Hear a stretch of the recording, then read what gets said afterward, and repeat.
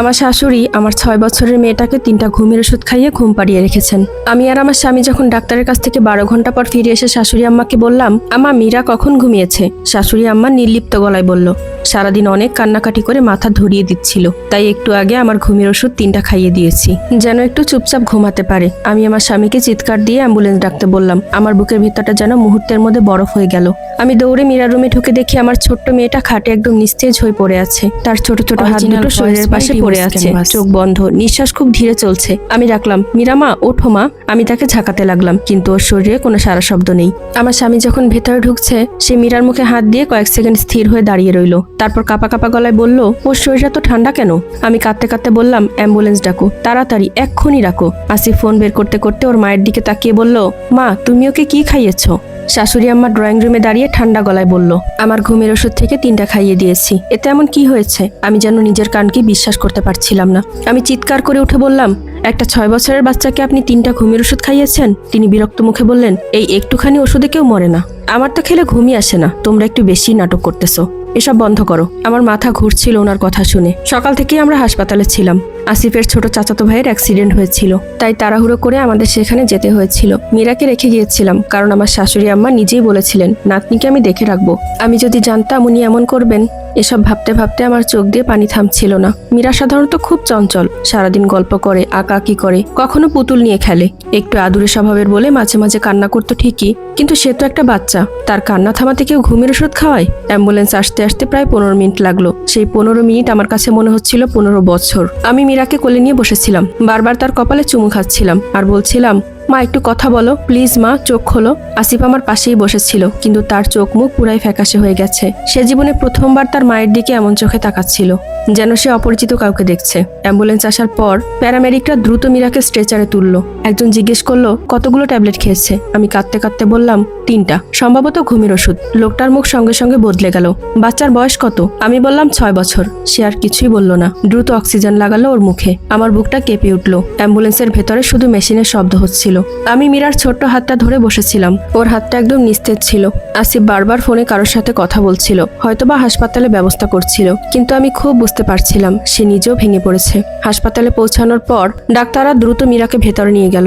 আমরা বাইরে দাঁড়িয়ে থাকলাম। আমি দেয়ালের পাশে বসেছিলাম, আমার পুরো শরীর কাঁপছিল। হঠাৎ করে আসিফ ধীরে ধীরে বলল, তুমি জানো, মা আগে কখনো এমন করেনি। আমি মাথা তুলে তার দিকে তাকালাম আর বললাম, তুমি কি এখনো তাকে ডিফেন্ড করতেছো? সে চুপ হয়ে গেল। আমি দাঁতে দাঁত চেপে বললাম, একটা বাচ্চাকে ঘুমের ওষুধ খাওয়ানো অপরাধ, তুমি কি সেটা বুঝতেছো না? আসিফ মাথা নিচু করে বলল, আমি বুঝতেছি। ঠিক তখনই একজন ডাক্তার বের হলেন।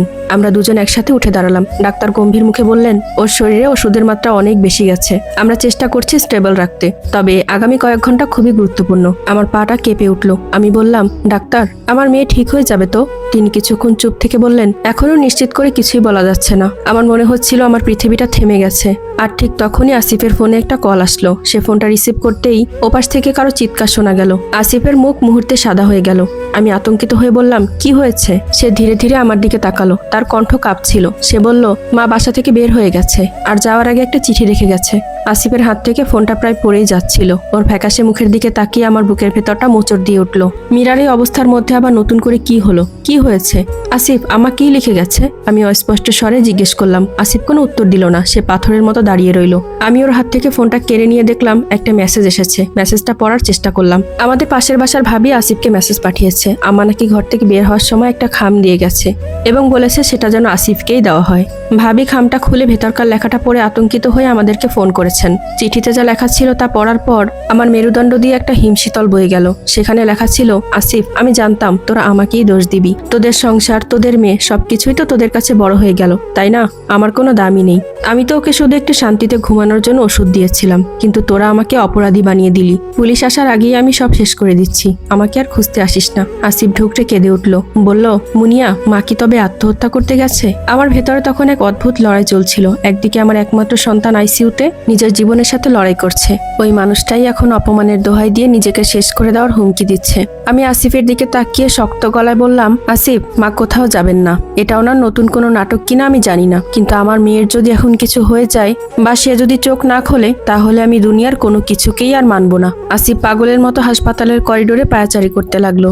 এক পাশে নিজের মা, অন্য পাশে নিজের সন্তান। ও যেন ছিঁড়ে দুভাগ হয়ে যাচ্ছে ভিতরে ভিতরে। ঠিক তখনই আইসিইউর দরজা খুলে ডাক্তার বের হলেন। ওনার কপালে বিন্দু বিন্দু ঘাম।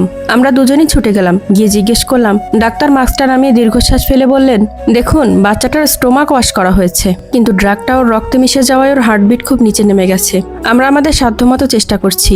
আগামী 1 ঘন্টা আমাদের জন্য গোল্ডেন আওয়ার। যদি ওই সময়ের মধ্যে সাড়া দেয় তবে আমরা বিপদমুক্ত বলতে পারবো। আমি মেঝের উপর বসে পড়লাম। আমার ছোট্ট মেয়েটা, যে কিনা কাল রাতেও আমার গলার উপর হাত রেখে ঘুমিয়েছিল, আর আছে সাদা চাদরের নিচে নিস্তেজ হয়ে পড়ে আছে। হাসপাতালে নিস্তব্ধতা ভেঙে হঠাৎ আসিফের ফোন আবারও বেজে উঠল। এবার ফোন করেছে পুলিশ স্টেশন থেকে।